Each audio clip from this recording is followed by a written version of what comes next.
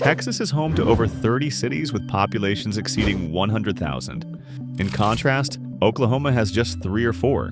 Even though these two states sit side by side in the south-central region of the U.S., their population numbers tell two very different stories. As of July 2024, Texas has over 31 million people, making it the second most populated state in the country.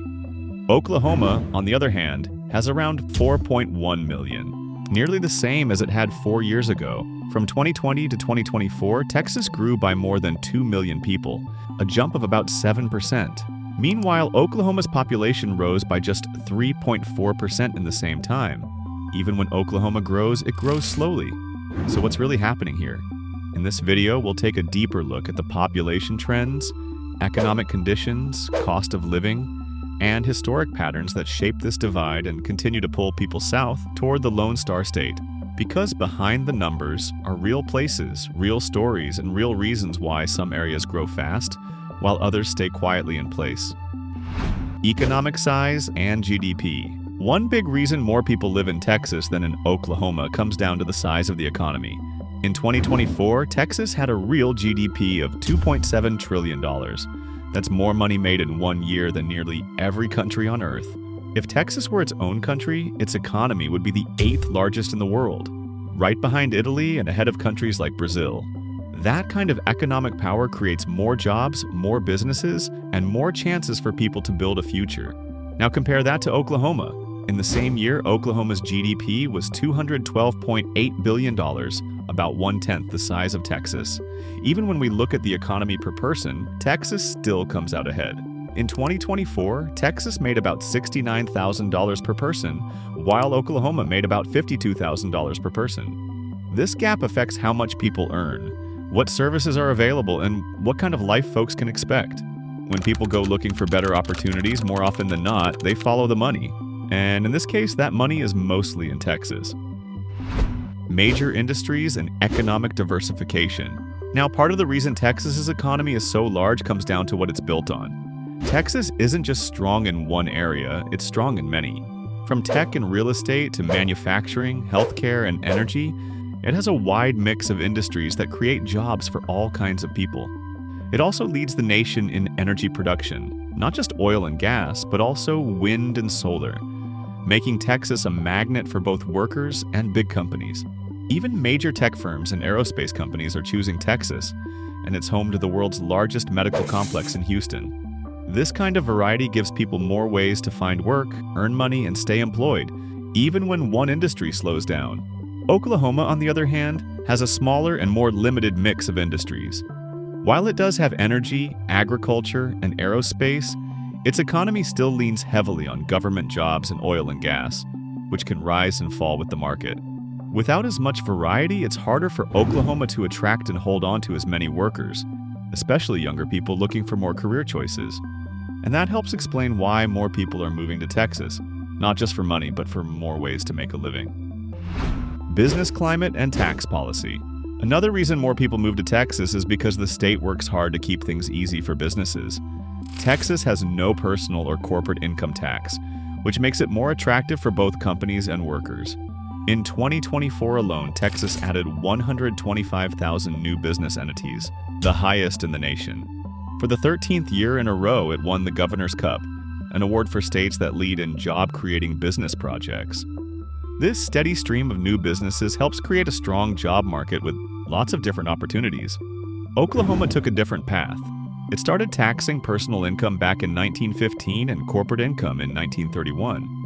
Some experts believe this helped grow government spending but made it harder for the private sector to compete and expand.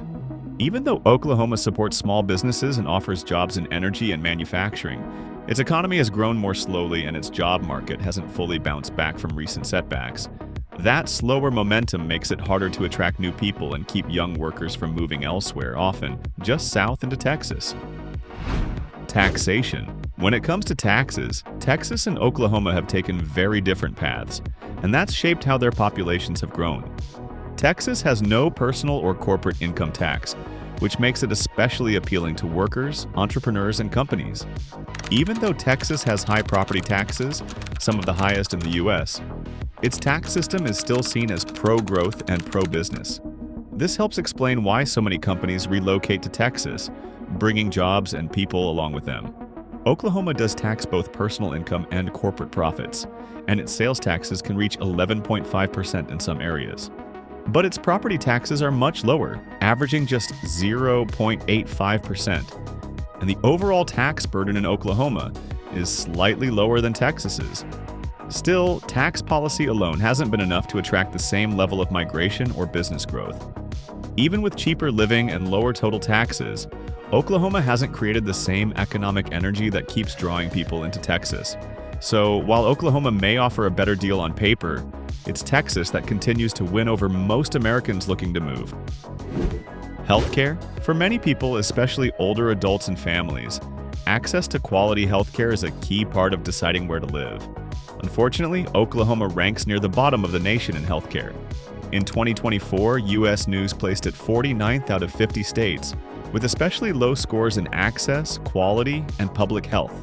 The state has higher rates of people without insurance, more preventable hospital visits, and more serious health issues like obesity. A separate report from the Commonwealth Fund also ranked Oklahoma 49th, highlighting problems for Medicare patients, including high rates of avoidable deaths. Now, Texas doesn't score much better, ranking 45th overall with very poor access and high costs. But Texas still ranks higher in health outcomes, and its larger number of hospitals, medical research centers, and providers helps make care more available, at least in the big cities. This means that while both states struggle with healthcare, Oklahoma's system offers fewer services and weaker support, especially in rural areas.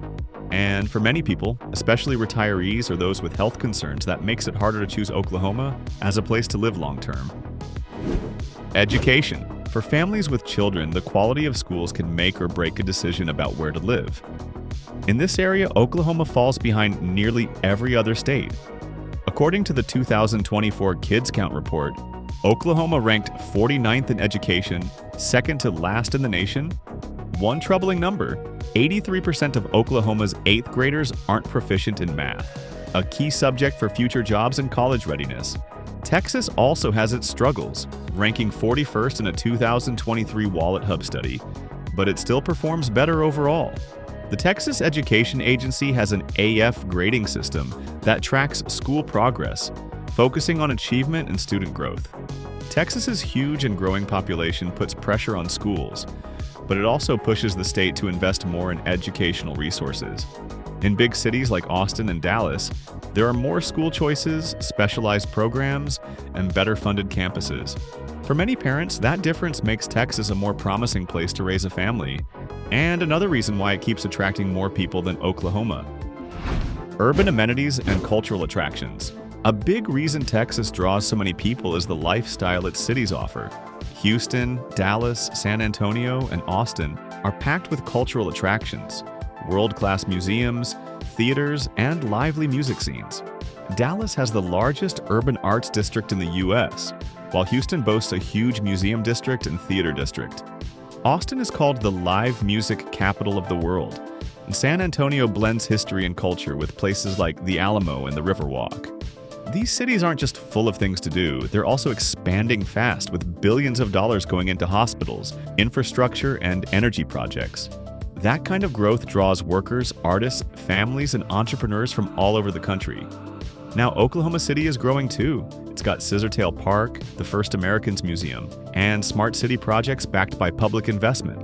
But even with strong local development, Oklahoma simply can't match the scale or variety of what's available in Texas's many large cities. History. The population gap between Texas and Oklahoma isn't just about jobs or housing. It runs much deeper into their history and culture. Oklahoma was once Indian territory, and nearly 1/3 of the state is still made up of Native American reservation land today. This gives Oklahoma a strong Native identity, with about 10% of its population being Native American, the highest percentage in the U.S. Texas, meanwhile, has a different story. About 40% of Texans are of Mexican heritage, shaping a cultural identity rooted in Hispanic traditions, which is far more visible in cities like San Antonio, El Paso, and Houston. These cultural differences shape the feel and appeal of each place, influencing who decides to move there and why. Their histories with taxes also tell a big story. Oklahoma introduced income taxes early on, which some say slowed down its private sector after World War II.